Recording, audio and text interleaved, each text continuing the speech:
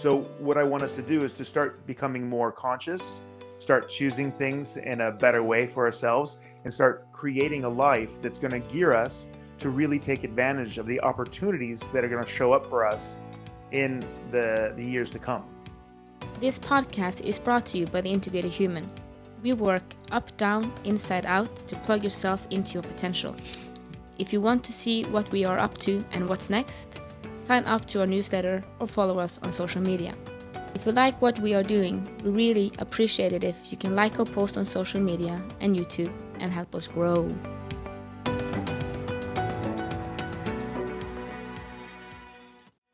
All right. Welcome to the Big and Small Podcast.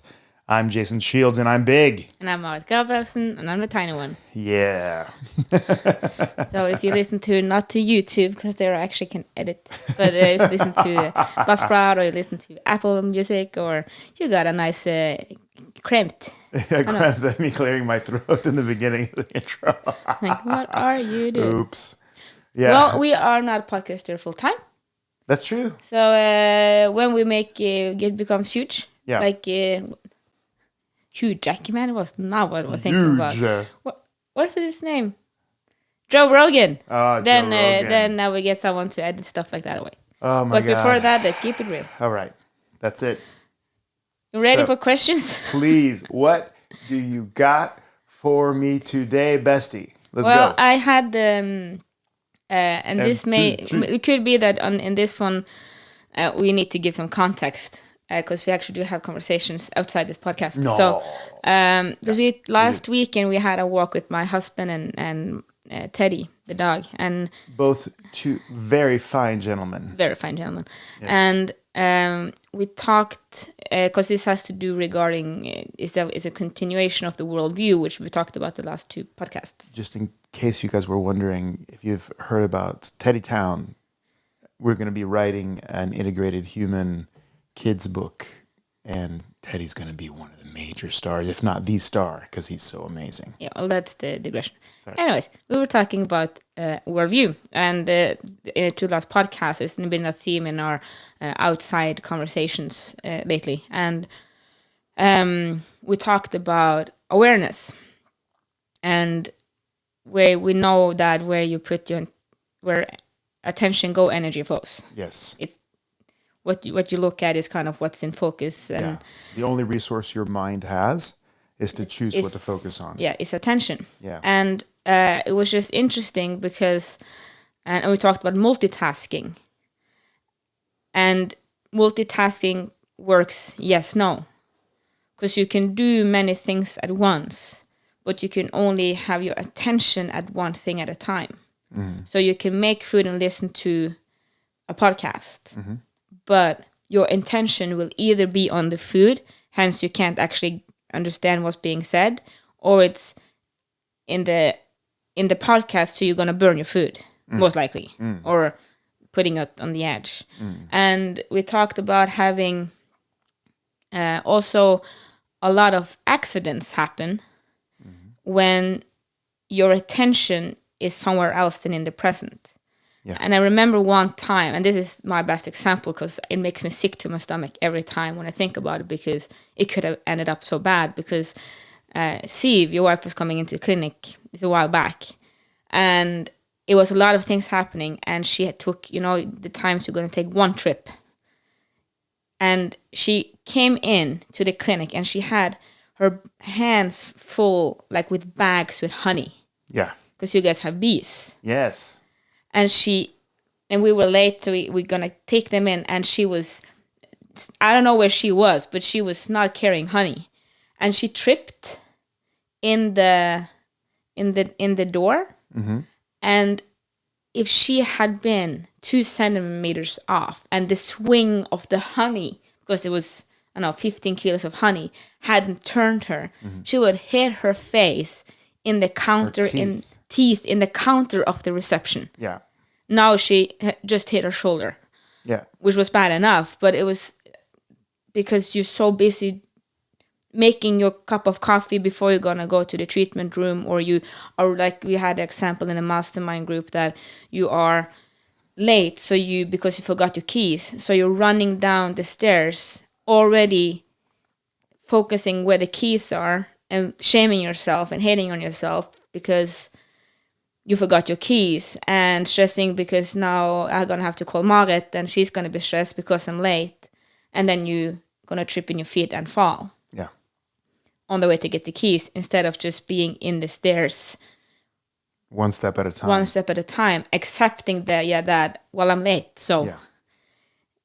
what is it better to be those 5 minutes late, or is it better to become 2 hours late because I tripped in the stairs and need to go to the emergency room? Yeah. And the idea often is that if the head jumps and is going to be 3 steps ahead, that you're going to be faster. That's not the case. It's No. never the case, by the way. It's never the case. Actually, if you speed, you also almost, I don't even in an hour's trip, you don't even say 5 minutes. No, I think, isn't it 10 kilometers? I don't know if this is correct, but I think I heard once that 10 kilometers an hour is 1 minute extra. Like, is that's what you actually save? It's not that much. Yeah, it's not that much. If It's you're really not driving that much. very, very long, like through Europe, yes. Yeah.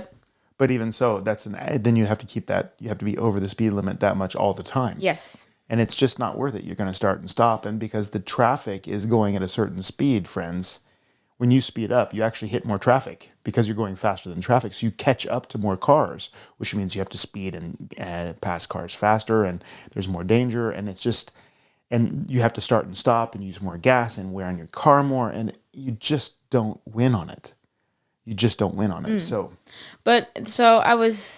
So that was a very long introduction to the fact that I noticed, because we're talking about the awareness and where is it. And this week I was in a clinic and I had a list of things, but I was starting to work, and one thing took the other one. And then I was sitting at my desk and I just saw all of a sudden I have 7 projects in front of me and none of them are done.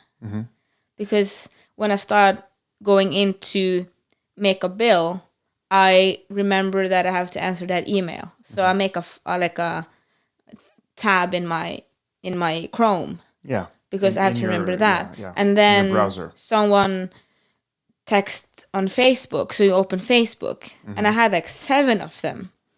And I was just kind of, I don't know where to put my attention. Yeah. And then I remember what we talked about. You can have attention on one thing at a time. Yeah. So then I just chose one. Yeah. And I was able to do all 7 of them very rapid. It was like bum, bum, bum, bum, bum, bum. Because I just put my 1, 2, 3, 4, 5, 6, 7. Exactly. So you get it went super quick, Yeah. low stress, Yeah. full focus on each one of them at a time. And that was very interesting because I do a lot of things at once, most of the time. And they kind of collect, and then you get higher stress level because you are, There's so many open loops. yeah, They're all open loops. Open loops. Nothing is closed, and Yeah. usually things add to it. And Yeah. and with the work I have, I'm often not able to close loops all the time because a You're patient waiting needs for help. you're waiting for a piece of information. I'm waiting you're for a piece, or I'm working on something, but then someone needs help in the reception, which is more important than closing that loop. So you kind of are back and forth all the time. But then when I get back to my desk, I bring with me a new unclosed loop because I just remember something else to put in there. Yeah. But then it was really interesting how quick it went when I just decided I can be aware of one thing at a time. Yeah. One thing can have my attention. At any one moment. Not 7. No. And I can see all the unclosed loops Yeah. because I have the tabs up. Yeah. I have my list. Yeah. I have the paperwork.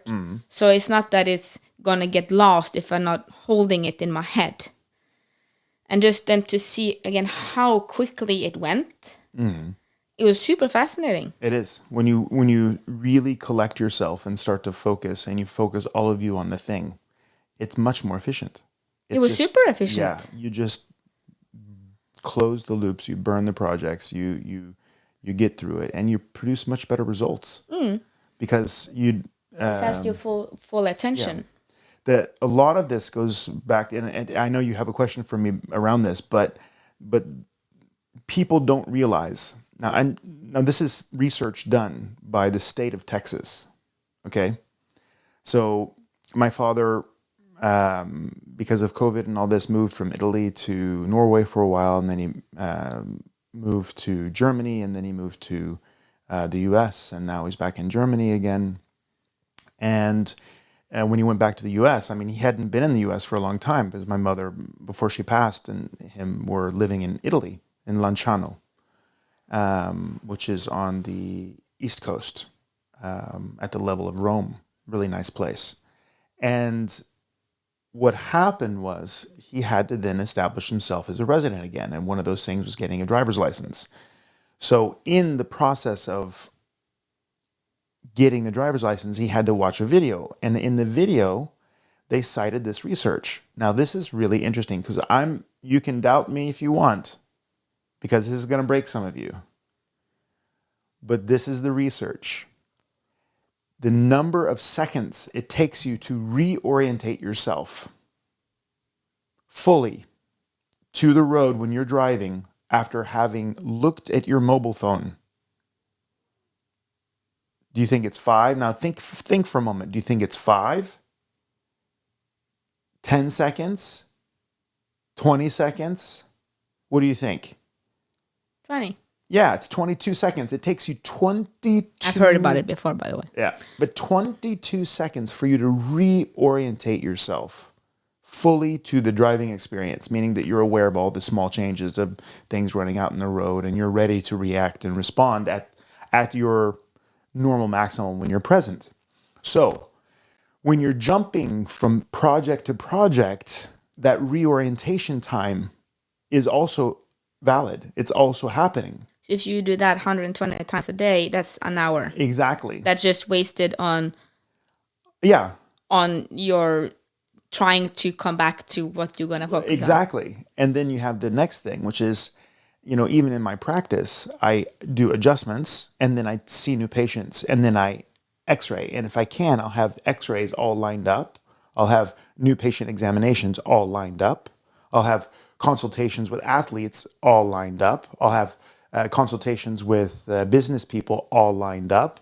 I'll have performance coaching with Marit all lined up when me and her are coaching athletes and business people. Why is it? Because the context around each one of these things is slightly different.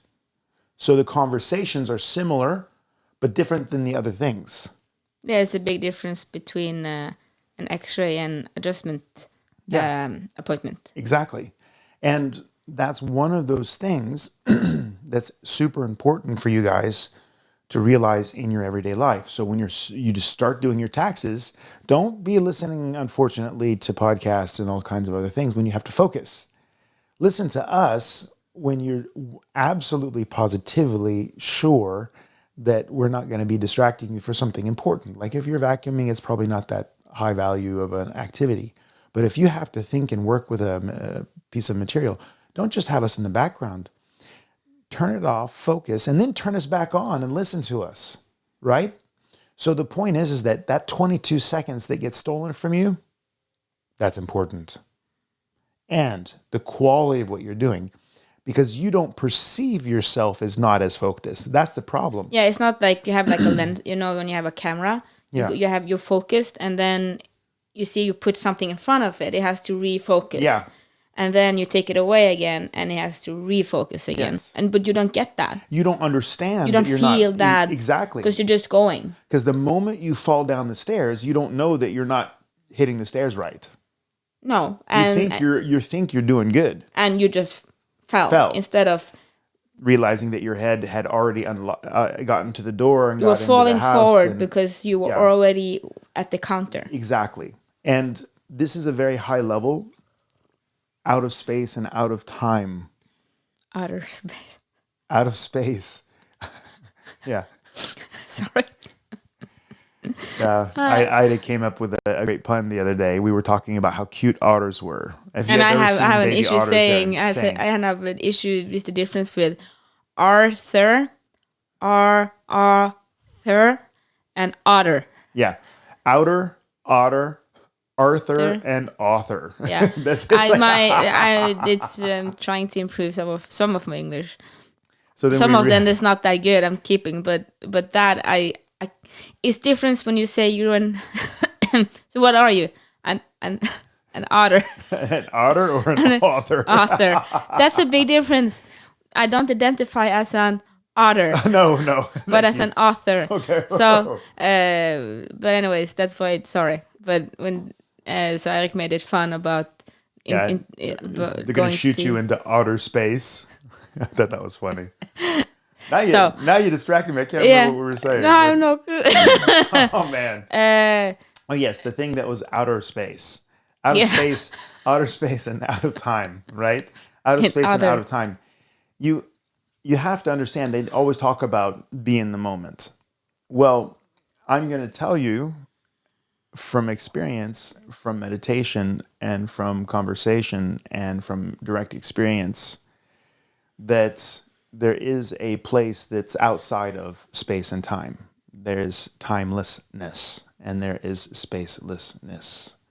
And sometimes you get a view of time and space where all time and all space is present at the same time. So it's all present all at once. At the same time as your consciousness experiences each moment in a sequence. Okay, so that there's some kind of directionality. Otherwise, it would be very bizarre. So the only way to experience things is in a process and from moment to moment. But each moment is unique and precious in and of itself. So most people are waiting for a later moment to come around. And when that moment comes, they're not there either. You know, oh, I'll be happy when I get this thing. Oh, I'll be happy Event when this thinking. thing. Oh, I'll be happy. It's event thinking, exactly.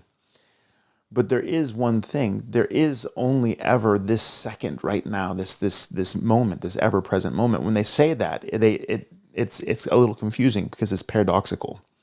Because all time and space is already present. So everything that can happen has already happened. Mm-hmm. And will happen in your perception as well. So that's one thing. The other thing is that you're always constantly waiting for the next moment. Stop waiting for the next moment. Just be fully in the moment. Be fully present in you right now. Because if you are, you get a lot less tired. Because what you don't understand is that 22 seconds that takes you to reorientate, you don't know you're reorientating, but it also costs you a lot of energy. Because you're doing several things at one time instead of just being super maximally efficient in this moment. Right? So it's always interesting for me to experience this. When the stress level starts going up, do you get more in yourself or more out of yourself? And you see that, for example, people who do hard things like compete or push themselves in business or handle a family or whatever it is, you see that as the speed goes up, they get more and more and more contained and more focused because they know that as the energy goes up, each small thing means more. Instead of getting paranoid about all the things happening, they become more and more focused on the things that they can handle in the moment because that's how you get traction. So multitasking is often an idea that people have. Oh, I can do several things at once. You can, maybe, but you're doing them all at like 10% of your normal efficiency. No, that's not the truth. Yeah, it is. Research shows it. Experience shows it. Results show it. Something is allowed to multitask. Like you can listen to podcast and make food, and you can walk your dog and listen to podcast and stuff like relaxing. that. But when you're and you can feed your kid and watch, like you can do stuff. But if you're gonna like deliver your taxes, exactly. No. Yeah, if you're going to do anything that demands any kind of efficiency, then don't waste your time. Be 100% focused on that thing.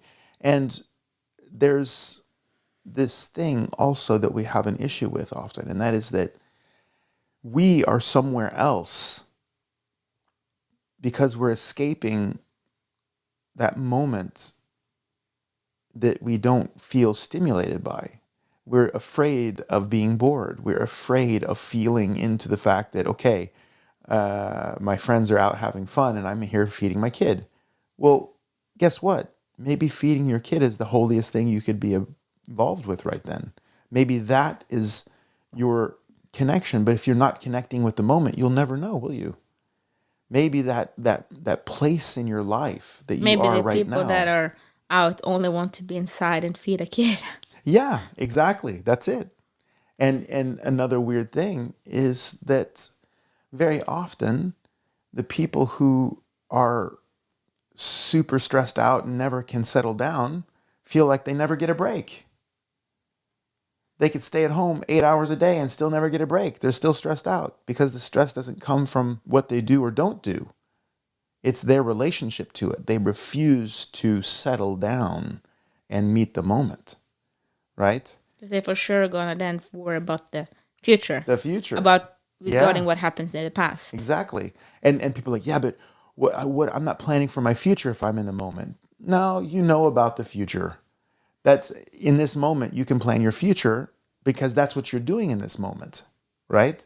But then at the same time, when you figure out what you're going to do in the next moment, then do it and stop thinking you know what direction it is. I remember we were talking about the bees and my beautiful wife. We were out wrangling bees. We were out dealing with the bee cubes. And Steve got things done. I got things done. Perfect.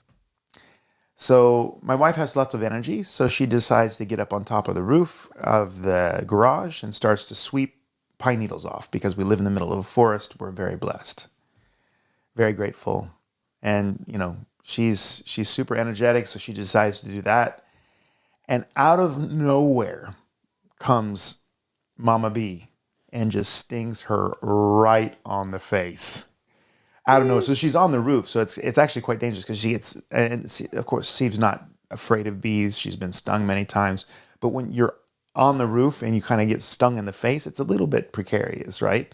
So the bee kind of dies. Of course, the difference between bees and wasps. Wasps can sting you many times. A bee sacrifices his life to sting you. So I guess that bee meant it. Yeah, I really meant it. So For sure. so Steve comes down. I wasn't there.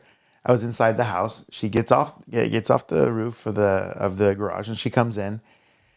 And my beautiful wife, She who starts normally swelling up. looks like a princess in a Disney film, starts looking like one of the crazy characters in a Disney film. She looked like a I don't know, like a munchkin. Yeah, her face. Her face full up. I received first one snap. I'm like, oh, that's not good. And then an hour later, that's really not good. And then after 3 hours, holy shit! fuck. Yeah, her eyes were swollen shut, and her face was. I mean, She was so cute. oh, I It don't looked know. so painful, but It so was- cute. Yeah, and she was laughing, of course, because of course it hurt, and she's not afraid, but it's just really, Oh, it's like, it's so oh my messed God. up. Her eyes were swollen shut, and her face was swollen, and I'm just like, oh my God. Okay, so we had to cancel patients because she couldn't see. No, she came down because Yeah, we well, didn't. Well, because we iced her we eyes. iced her eyes the whole evening, and Yeah. then we figure out. We have because we looked through the books, looked at the patient, and we talked about travel and for the patient and stuff. So we figure, okay, we have to do for lunch, and the other ones I have time to call before they have left, and we can reschedule them. So Yeah. so she worked for a couple of hours, but then of course she couldn't. Yeah, when you bend over, your face swells up again. Yeah. Right? But And just putting your ego aside, having to meet people with your face swollen like that, and everybody, it's hilarious because she's oh, she looks so cute. But it's also wrong. Yeah. Yeah, and I just remember you saying this, and I thought it was the most beautiful thing because it's weird. Your face is swollen like crazy, and then people come in and they see your face is swollen, and they're like, "Oh my God, your face is swollen!" Like you don't know about it. Yeah, but Yeah, and then you're having conversation with so many people that day about the fact that your face is swollen. And I love what you said. What you said was so perfect because you said. Well, I have to, yeah. because the thing was that okay, we have X amount of patients, and this I knew was gonna last a couple of days, so I knew this was like because a swelling like that when it's on the eye, it takes 4 days. Yeah, something like that yeah. to go down. Even how much you treat it with eye packages and stuff. So it's gonna take like And both eyes swell up. It Yeah. hit her like over one eye, but both her whole. both. So yeah, it was ridiculous. I'm like, okay, we're gonna have this for 3 to 4 days. That's X amount of patients and X amount of having that conversations, and you know about it. So and when we treat, we are not the focus. The patient's the focus. So we don't want them. To focus on us because we're there to serve them. Yes. So being them in reception and taking all the patients in, I figured, well, I have the opportunity to inform them so they don't get shocked. Also, because when you walk if you walk into a room and you said it's going to be blood on the floor, yeah, you go, okay. But if you walk into a room and you don't know it's blood on the floor, you can freak out. Yeah. Because you don't know why. So just so they kind of, I didn't want them to get startled, and I didn't want us to have a conversation. So I just said, just so you know, she was stung by a bee the other day, like around her eyes, and people were like, "Oh my God, is she okay?" I'm like, "Yeah, she's fine. But just so you know, she looks a little bit strange. She looks very cute, but very strange. But she knows about it." Yeah, she knows about it, right? I love that phrase. She knows about it, and then the patients are like, "Oh yeah, I guess she knows about it." So they come in like, and they get treated, and they're good. They get well. Everybody's happy, right? But just saying that phrase, she knows about it. And that's what you know about your future. You know about it. You don't have to be throwing your mind forward in time to try to grab your future because it doesn't exist yet. And you kind of know the direction you want to go anyway, right? So being in the moment, there's no excuse not to be connected in the moment, actually. So a lot of people are like, yeah, but I wouldn't know where I was going if I was just in the moment. Wrong. You know about it. You know what's up. Most likely the next few couple of, at least next year of you is pretty much planned already. Yeah, exactly. You have your goals, highest goals and ambitions. You have your the things that you want to accomplish. You have the direction and the path. And if not, you should sit down and make that your moment. Make that planning your moment so that you can just let it go. In the Vedic literature, they talked about this, about being an archer, where you would, gather your equipment and you would pull the arrow back in the bow, and you would take aim. But once you've done that process, what's the last thing? Let it go. Let go. So when you know what your highest goals and ambitions are, let go. Be in the moment. Do your work. And allow it to work. You're gonna get much quicker to your goals and ambitions then. Exactly. That's what like an arrow to the goal. Like an arrow to that bullseye. So, what was the question, by the way? I didn't have a question. Oh, okay. I have another question. Yeah, bring it. I would just maybe we have time for it because I think we're changing boxes. Ooh. So now we have been in the head. She's warning me now. Yeah, we've been in the head. Well, also listeners, because if not, it's very confusing because they're not connected. Yeah. So that was awareness. Yes. Attention, head. We're going now to the heart. Ooh. What's the difference between shame and embarrassment? That's a very, very good question. My, kind of put on that, is it that shame has judgment in it? No, embarrassment does too. No, sorry, shame. Sorry, shame has judgment in it. Yeah, both have judgment, but shame is me, embarrassment is I. So, you ready? Yeah. So when you're 12 years old, you develop an I. Before that, you're a me. Yeah. Okay? But sorry, I have a post-it note. Yeah. Shame was I. No. Shame is me. Me. Embarrassment is I. Okay. Yes. So. Yeah, I'm listening. Your embarrassment is something. It's more like your relationship to other people. Embarrassment. is your relationship to other people and society. Okay. Yes, but shame is me. So you can shame you can shame yourself, but you can't embarrass yourself in front of yourself. You can embarrass No. yourself in front of other people, Yeah. and you can shame yourself. Like your me is always present. Your I is only present So in so relationship to other so people. shame can be included in embarrassment. Yeah, shame But it's included in is yeah, embarrassment. but it has to do with who's looking. Yeah, but shame, embarrassment is not included in shame necessarily. That's correct. Yes. That's correct. Well, I should say Yeah. shame, embarrassment. Shame is there everywhere. Wouldn't it? Wouldn't it? Wouldn't it Yeah. be shame, embarrassment? Well, I was thinking the core. Oh yeah. Okay. Yeah. Yeah. So I was thinking. because I'm thinking, I was yeah, thinking. the I was I, thinking. and I then was the me. thinking model. Yeah. Down Okay. funnel. Yeah. That's okay. Yeah. Got you. You Yes. yeah. Yes. Yes. Yeah. So,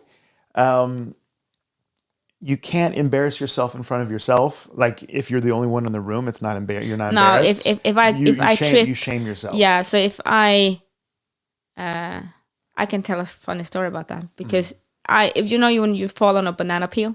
Yeah. Yeah. So I was Has actually happened. Not just in a cartoon. No, I was having when I worked in the army. I think I had a troop of at that time around 100 recruits, and I was lining them up before the evening, and everybody was lined up, and I was gonna walk in. You know, the military, so ding, ding, ding, ding, and then you're gonna put your foot down, and then you're gonna do a turn, a twist, and then you're gonna stomp, and you're gonna say something. Good evening, soldiers. And they respond, good evening, second lieutenant, something like that. But when I walked in being all military like, and this was winter. Yeah. And then I'm gonna do the first stomp. And my foot slips. Oh. And I fall like a banana peel right on my back. Ay. And it looks ridiculous. And I can hear, and of course, the poor recruits, they're terrified. But you hear like, but everybody's terrified, and no one comes to help you because they are not allowed to move. Yeah. And I was laying there, and I luckily I was thinking, the thoughts came very quick. I can either pretend that this didn't happen. Yeah. While it's ridiculous, it did happen because I have 100 people that just witnessed this. Yeah. Or I can just play with like. It's ridiculous. You just fell like a banana peel. Like that's so ridiculous in this very strict setting. So I just said, that was stupid. I started laughing, went up, tried again. But that would be embarrassment and shame. Well, could be. You could shame yourself by saying, "Oh, you're stupid. You should have known it was slippery. You always do this to yourself. You never get this right. You never get this right." No, that's shaming yourself. Yeah. But then it's like, oh shit, they're gonna think I'm incompetent. They're gonna think that I'm not worthy. They are going to think that that's embarrassment. So you're embarrassed because you're like, fuck, this happened, and your normal face, your face to the outside has been broken. Basically, you lose face. That's embarrassment. Losing face. So, the persona that we create, that we show other people, that this is what I will show you. I won't show you something that's really personal for me, because I'm not going to show you who I really am. Who I really am, exactly. And that's because one has a very strong idea of oneself, and very often it's quite toxic, because if you find yourself uncomfortable, tortured, resisting, angry with normal situations, then you know that your persona is so tight and it's so inflamed that you're going to have a lot of issues. So what does that mean? Teenagers walking in a mall with their mom. It's so that's the worst thing ever. Oh my God, right? Oh my God, You have to right? be dropped off two blocks away. And Even worse if they kiss you on the cheek. oh no, Oh, It- or if mom and dad kiss in the mall oh and their you, friends see it. you. Oh my god, I get Dang. my whole heart goes. Rah, right? As a teenager, like those normal situations, and yeah. But later on, you realize it's freaking ridiculous. And it's very cute, and you should be happy It's your parents are loving wonderful, towards each other. yeah. But I remember at one point. You see, I never. There's a lot of things I never had because I started meditating when I was a kid and worked through a lot of But the that would stuff. be sorry, but that would be embarrassment. That's right? embarrassment because it's in relationship to other people. Yeah, Yeah. because if they kissed in the house, you may go, oh, whoa, but it's only because they're there and you're there. It's still For some reason, I've been sorry. Mm-hmm. You're gonna. No, I'm interrupting the story, but I for some reason I've been thinking because I've been trying to see the difference in them because shame is a concept, one of my concepts right now, and for some reason embarrassment always have had like a feeling of laughter in it for me. Yeah, it's just because Is it because yeah. other people might giggle? Yeah, Or but you can also be it's because other people are there. They may giggle, they may not, with embarrassment because sometimes you can get ridiculed, and that's maybe yeah, no, because like of, yeah, made light of. yeah. So embarrassment can have some laughter, but not necessarily. No. So, like for example, if You walk up to the toilet and you have paper in your shoes. yeah, for example, that people Out of can your laugh pants at it. or whatever. Or if somebody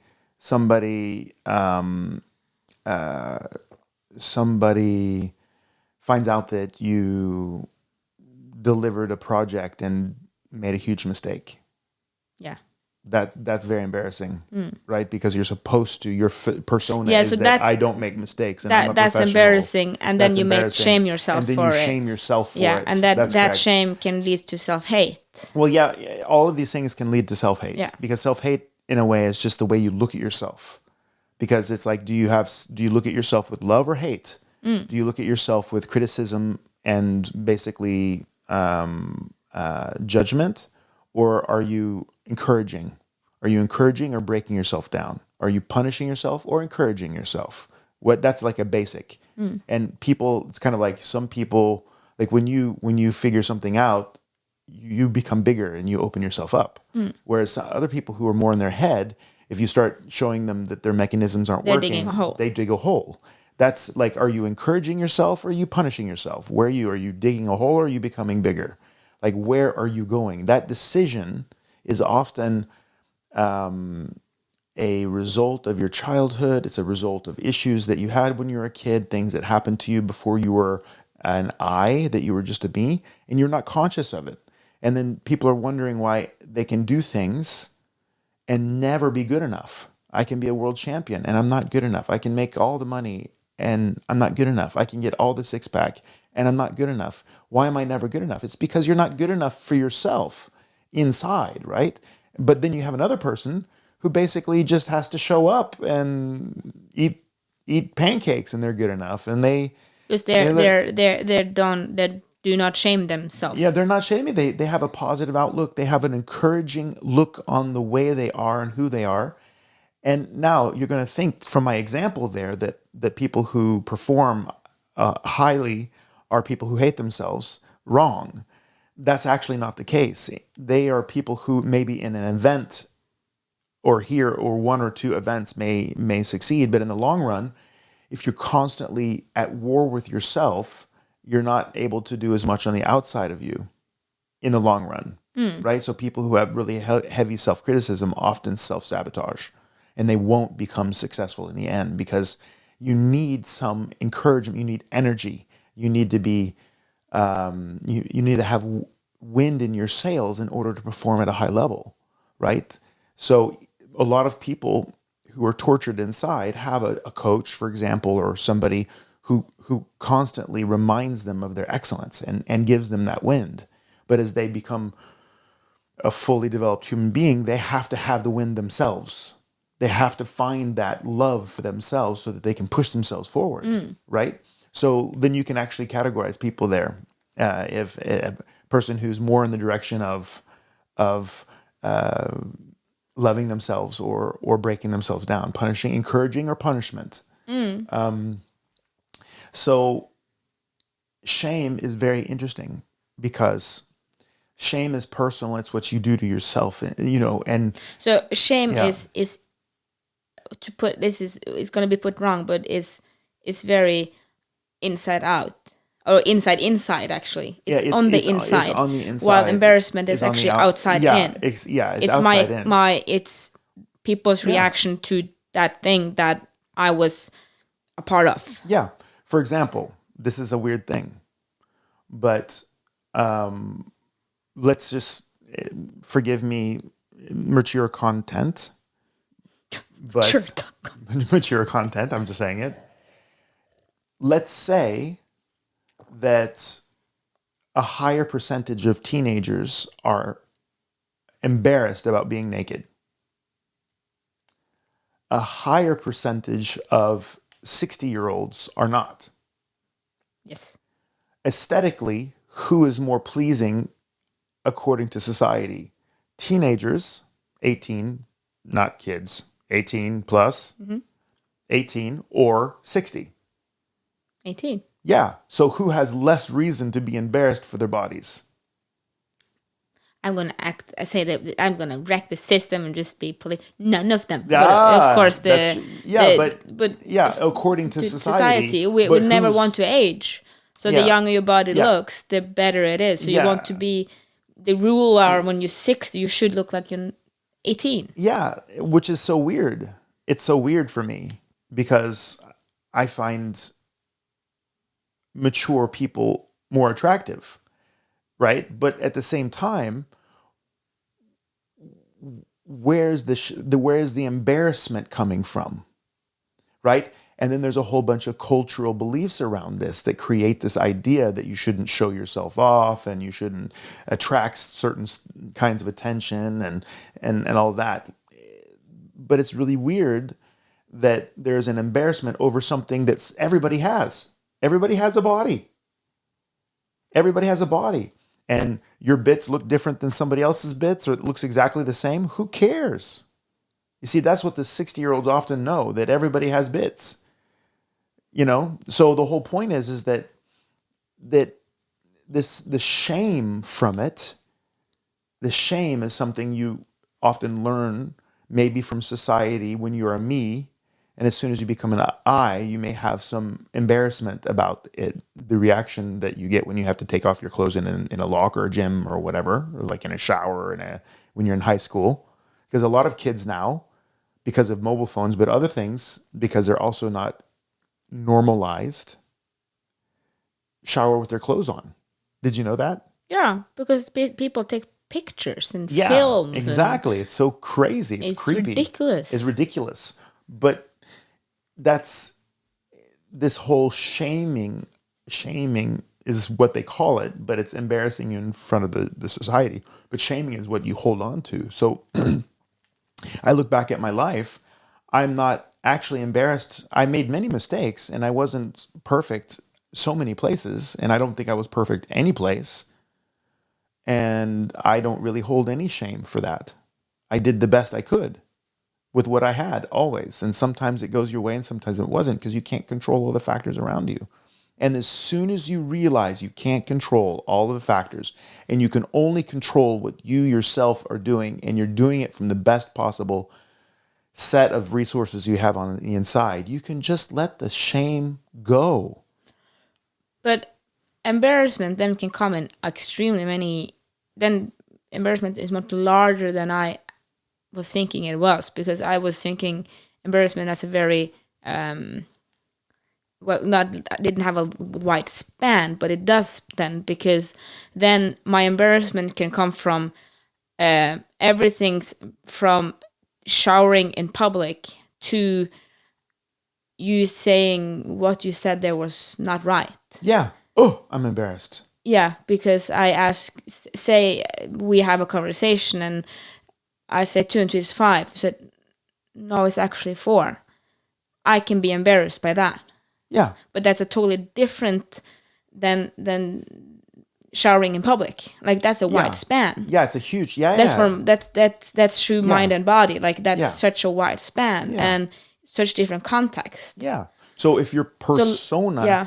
if your persona includes that you have to always be right, you have to be perfect, you have to look better than everybody else, you have to whatever.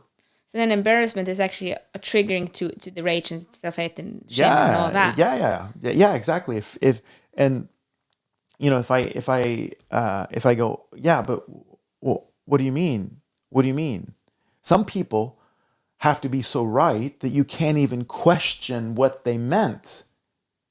You can't, when they say something, they make a statement, or they, you know, because they get so embarrassed, and then they start to get emotional reaction around it. Because you're asking the question. Yeah, challenges them, their persona. And since that is a challenge, and you're triggering, and if you're triggering, then maybe they maybe weren't correct since it's triggering. Therefore they feel embarrassed, and the embarrassment triggers their emotions of anger and protection. Yeah. Well, that's what I, if I could layer that again. So you ask, what did you mean? So that's the outside in thing.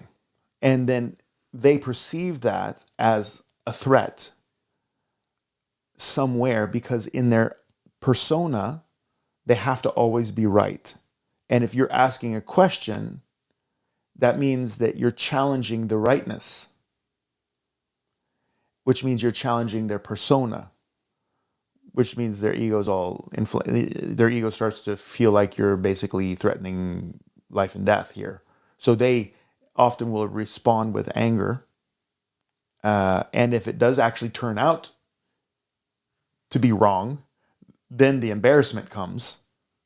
The embarrassment comes, and then they have to hate on themselves, and may also then shame themselves for being wrong.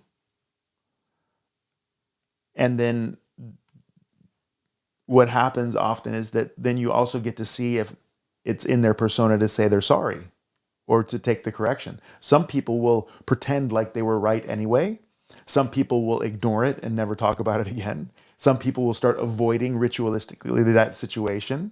Some people will attack you and make you apologize So then it's for like questioning them, even though they were wrong. If you question them, they're gonna go, "Yeah, but you did." Yeah. And that's it's just every like, husband and wife conversation ever. Yeah, and then, not no, mine, of course not. And some will just go, "Oh, thank you for the information. I really appreciate you. I was wrong there. Thank you." So when you see me, what do I do? No comment. Really? No, I couldn't remember all of your 5 different things. No, but what my response? Oh, you always say thank you. Yeah, because I don't want to be wrong, and it's not in my persona to always have to be right. I don't have it, because I realize that I'm not all knowing, all seeing, and all perfect.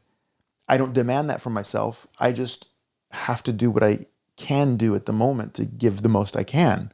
And then sometimes I'm not going to have all the information. That's the way it is. It's okay to not have all the information. It's okay also to be dyslexic and see it wrong. I had to be very humble as a child because I had heavy dyslexia, and I had to get through class. I had to take third grade up like twice. I had to take it twice. And that was quite the situation for me, you know. So I understand that being wrong is a part of life. So the process of understanding your persona is also the process of understanding your worldview and your personal philosophy. Because if I can't be wrong, my personal philosophy is that you can't be wrong. I can't be wrong. So look at what you react to emotionally, and you will start learning about your personal philosophy. So it's a great tool. It's a great tool. Yeah. So remember, you matter. Unless you multiply yourself by the speed of light squared, then you're energy. But if you can't be energy, matter. Thank you for listening to our podcast. We hope you felt we added something to your day and hopefully your life. If you want to learn more, subscribe to our newsletter and find us at integrated-human.com. That is integrated-human.com. Integrated Human on YouTube and other social media platforms. Have a great day and thank you again for listening. Love, light, and upgrade from us at the Integrated Human team.